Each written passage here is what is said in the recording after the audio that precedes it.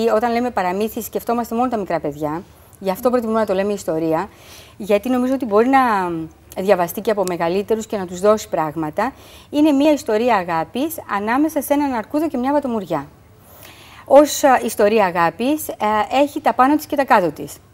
Έχει καλές, έχει και κακές στιγμές. Όπως όλες οι ιστορίες αγάπης. Όπως όλες οι ιστορίες αγάπης.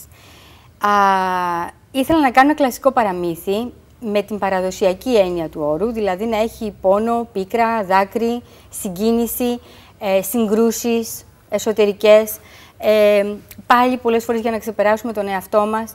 Έχουμε λοιπόν δύο διαφορετικά άτομα, να τα πούμε έτσι, τη βατομουριά και τον αρκούδο, που μοιράζονται πολλές καλές στιγμές και κάποια στιγμή κάτι συμβαίνει στη σχέση τους. Και χωρίζουν. Δεν θα πούμε τώρα τι και πώς. Το γεγονός είναι πάντως ότι ο αρκούδος δεν φέρεται με τρομερό θάρρος στην όλη κατάσταση. Στη βαένια του. Ναι. Πιο όμορφο υποκοριστικό δεν έχω. Από το βαένια. Το βαένια μάλιστα μπορείς να το γράψεις και με 2 νι και όμικρον γιώτα και είναι η βαένια. Έννοια. Ναι. Λοιπόν, απλώς δεν το έβαλα αυτό μέσα στο βιβλίο, το βαένια, έννοια, γιατί είναι δύσκολο για τα παιδιά, ναι. Λοιπόν, ανάμεσα στα διάφορα έχει ένα μόνιμο πρόβλημα με τα δόντια του, διότι δεν τα έφτιαχνε.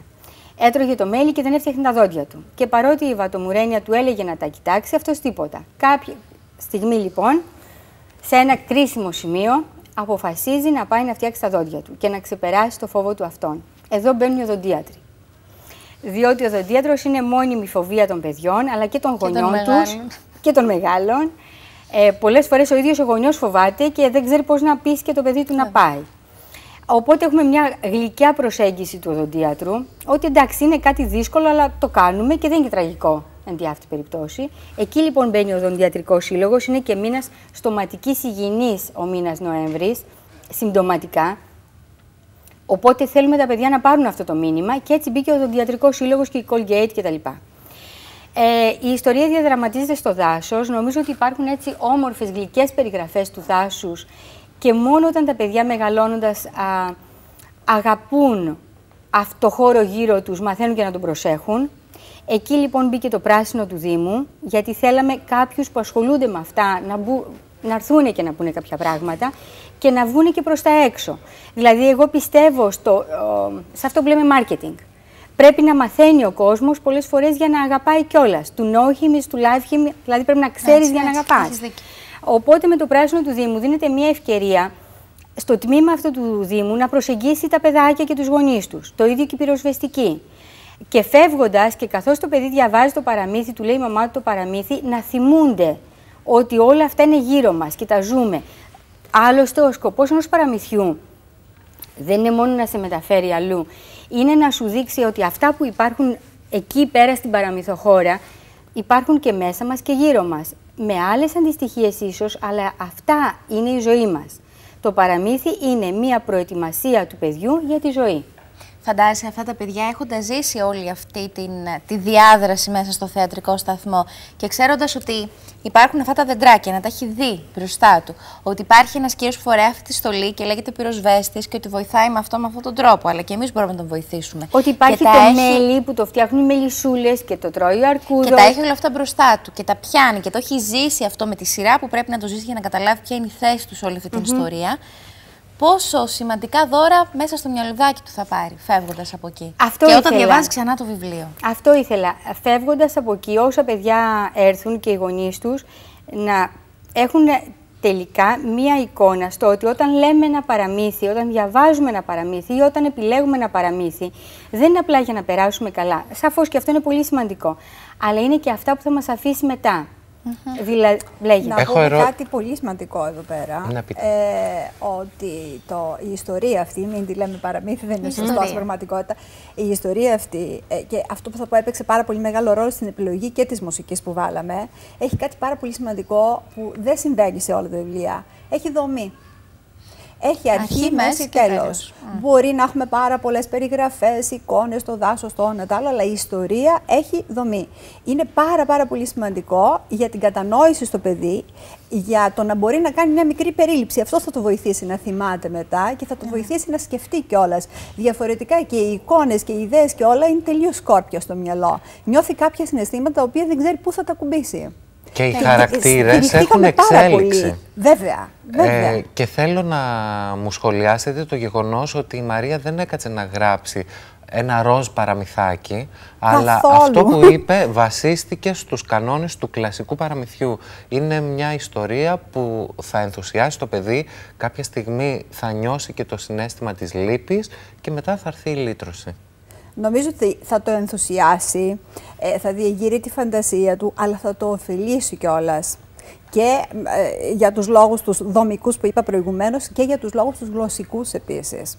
Πέρα από τα συναισθήματα, τις εικόνες και αυτά. Πάρα πολύ σημαντικά πράγματα. Πάντως και το κομμάτι του συναισθήματος είναι πολύ σημαντικό. Φυσικά. Και είναι συνέχεια αυτό που έλεγε ο Στέλιος πριν, δεν είναι ένα ροζ παραμύθι. Η Μαρία δεν είναι ροζ. Η Μαρία δεν είναι ροζ και η ζωή μας δεν είναι ροζ. Και όταν διαβάζει το παιδί το παραμύθι και μια ιστορία, όποια και είναι αυτή, πρέπει να μάθει αυτά που ίσως νιώθει και το ίδιο, να τους βάλει τη λεξούλα που αντιστοιχεί και να καταλάβει ότι δεν συμβαίνουν μόνο σε αυτό.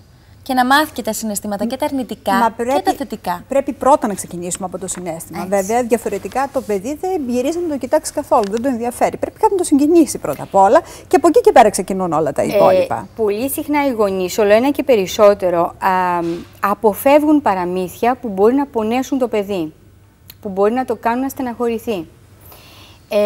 Δεν νομίζω ότι είναι σωστή προσέγγιση αυτή. Δεν βοηθάει. Δεν βοηθάει. Δηλαδή, το παραμύθι είναι όπως για την τραγωδία μαθαίναμε στη μίμηση πράξη σπουδαίας και τελείας. Το ίδιο είναι το παραμύθι τηρουμένο των αναλογιών για το παιδί. Πρέπει να είναι μίμηση πράξης, σπουδαίας και τελείας. Να έχει αρχή, μέση και τέλος, όπως τόνισε η Μαρίνα.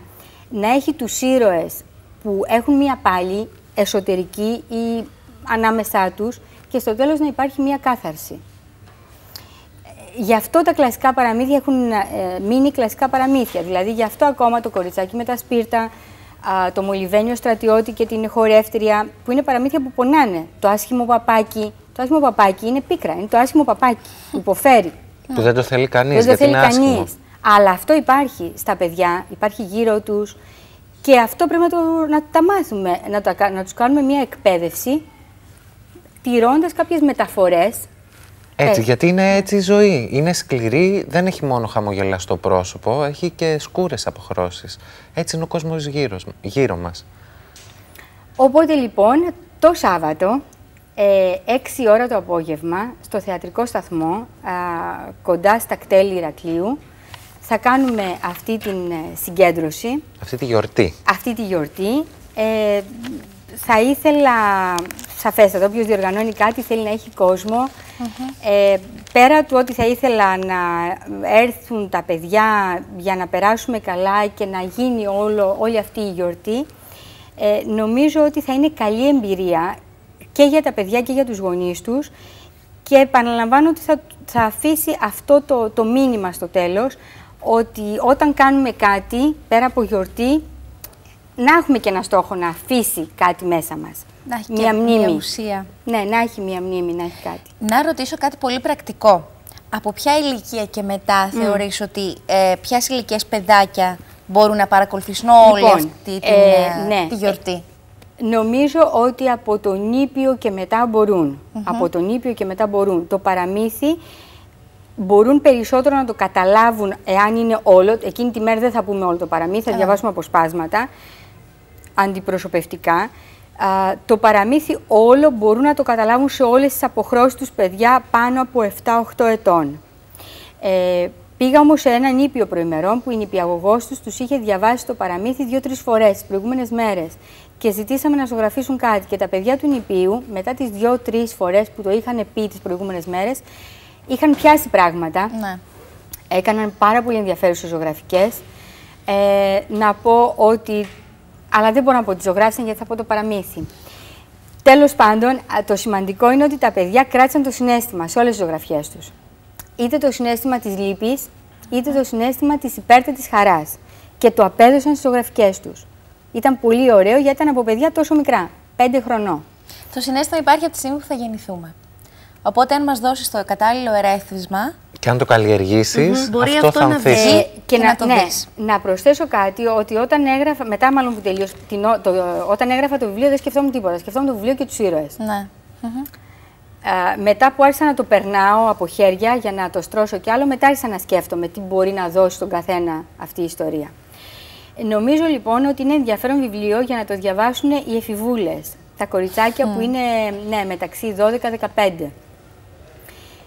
Για τα αγόρια δύσκολα σε αυτήν την ηλικία, δεν νομίζω. Αλλά, ναι, είναι αλλιώς και καλά κάνουν και είναι αλλιώς, ναι. Αλλά τα κορίτσια μεταξύ 12 και 15 νομίζω ότι μπορούν να το διαβάσουν και να τους αφήσει πράγματα. Είναι οι ηλικίες που πρωτοερωτεύονται και που πρωτοπονάνε. Και σε πιο μεγάλες ηλικίες αφήνει πράγματα. Ή θα θυμίσουν πράγματα. Εγώ έχω τη γνώμη ότι κάνει και για πάρα πολύ μικρές ηλικίες. Και για πολύ μικρές, ναι, βέβαια. Για τον εξής λόγο, δεν είναι ανάγκη να διαβάσουμε ολόκληρη την ιστορία, η οποία είναι και αρκετά μεγάλη, βέβαια. Είναι μεγάλο βιβλίο. Για παιδικό βιβλίο είναι μεγάλο. Ένα μικρότερο παιδί όμως μπορεί να παρακολουθήσει μικρά αποσπάσματα και να καλλιεργήσει και τη φαντασία και το αυτί του για να μπορέσει να μιμηθεί λέξεις, να εμπλουτίσει το λεξιλόγιο του. Και ας μην πιάσει αυτά τα πιο εσωτερικά μηνύματα και νοήματα του βιβλίου. Αν θέλουμε να κάνουμε παιδιά που δεν θα μιλάνε με 25 λέξεις, αυτό πρέπει να κάνουμε από πάρα πολύ νωρίς. Πολύ μικρή ηλικία, να μαθαίνουν 8 και 9 χρονών είναι λίγο αργά για κάποια πράγματα. Απόλυτα όμως.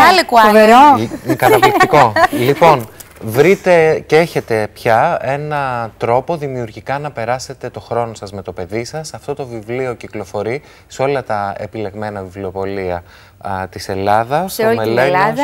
Έγραψε και ελευθεροτυπία προημερών με τίτλο «Η αγάπη του Μελένιου». Ναι. Μα είναι πολύ τρυφερό παραμύθι και να σας πω την αλήθεια, θα κλάψετε. Θα το θα κρίσετε, μην το κρύψετε, μην πείτε τι κάνω τώρα. Είναι μέσα στα προβλεπόμενα της ανάγνωσης. Λοιπόν, το Σάββατο στο Θεατρικό Σταθμό Ηρακλείου, 6 ώρα το απόγευμα. Ναι, το απόγευμα. Κάνει την επίσημη πρεμιέρα. Αυλαία λοιπόν για το Μελένιο και τη Βατομουρένια. Ένα μεγάλο love story. Κυρίες μας, σας ευχαριστούμε πάρα πολύ. Και εμείς ευχαριστούμε πολύ. Θα τα πούμε το Σάββατο. Βεβαίως. Εμείς. Πάμε σε διαφημιστικά μηνύματα και μετά πιτσιρίκια, γλυκύτατα, πανέμορφα, εδώ χορεύουν και παρουσιάζουν υπέροχη μόδα για παιδιά, αγόρια και κορίτσια.